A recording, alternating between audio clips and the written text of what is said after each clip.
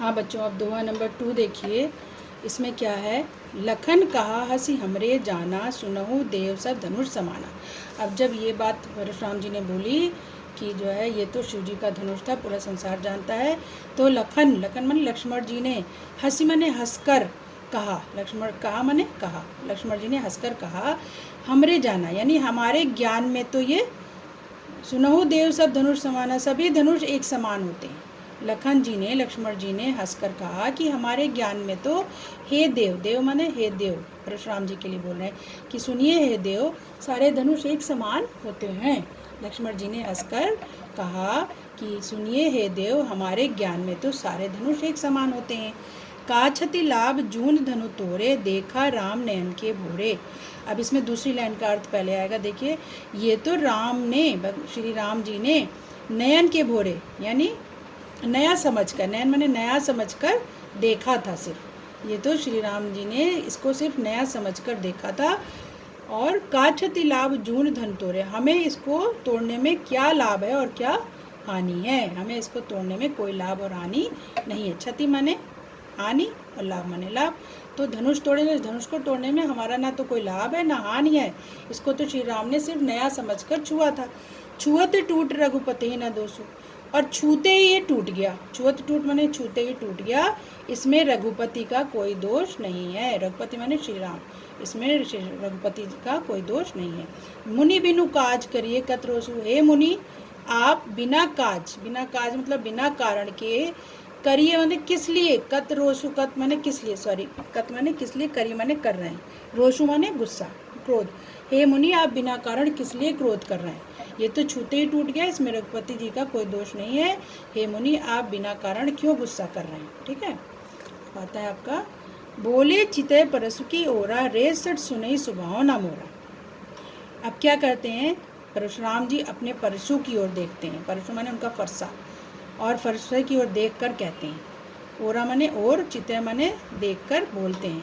परशुराम जी अपने फरसे की ओर देखकर बोलते हैं, रे सट सुनई सुभाव न मोरा, हे दुष्ट, सट माने क्या होता है? दुष्ट। लक्ष्मण जी को कहते हैं, हे दुष्ट, तूने मेरे स्वभाव के बारे में नहीं सुना है। स्वभाव माने स्वभाव, न मोरा माने मेरे, सुनई माने सुना है। क्या तूने मेरे स्वभाव के बारे में नहीं सुना है?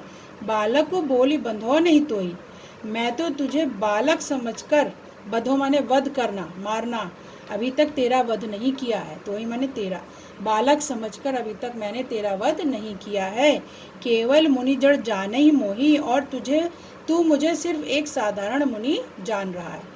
केवल माने केवल, जाने माने जान रहा है, मोही मतलब मुझे, जड़ मीन साधारण, तू मुझे एक साधारण मुनि जान रहा है और मैंने तुझे बालक समझकर अभी तक तेरा वध नहीं किया है।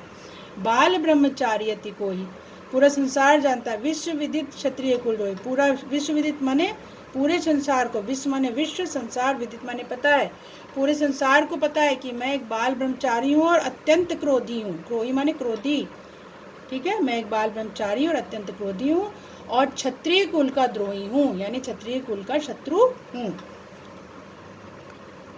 भुजबल भूमि भूप बिनुकीनी, मैंने पूरी पृथ्वी को, भूमि माने पृथ्वी को, भूप माने राजा, भुजबल माने अपनी भुजाओं के बल से, मैंने पूरी पृथ्वी को बिना अपने भुजाओं के बल से बिना राजाओं के कर दिया।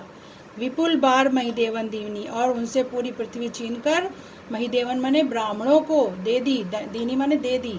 मैंने बहुत बार पूरी पृथ्वी को अपनी भुजाओं के बल से राजा के से रहित कर दिया, राजाओं से, और उनसे पृथ्वी को, भूमि को लेकर ब्राह्मणों को दे दिया।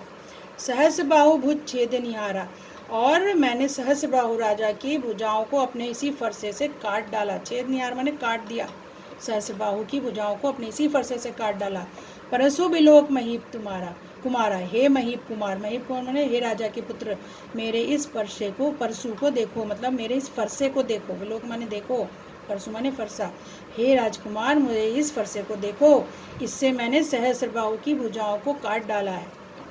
अब देखिए अगला, मातु पिता ही जनी सोच बस करसी महेश किशोर। महेश किशोर माने फिर राजा का पुत्र या राजकुमार। हे राजा के पुत्र, तुम अपने माता पिता को सोच के वश में क्यों कर रहे हो? सोच के वश में क्यों डाल रहे हो? यानी उनके माता पिता चिंतित हो जाते अगर लक्ष्मण जी को कुछ कहते, परशुराम कुछ करते।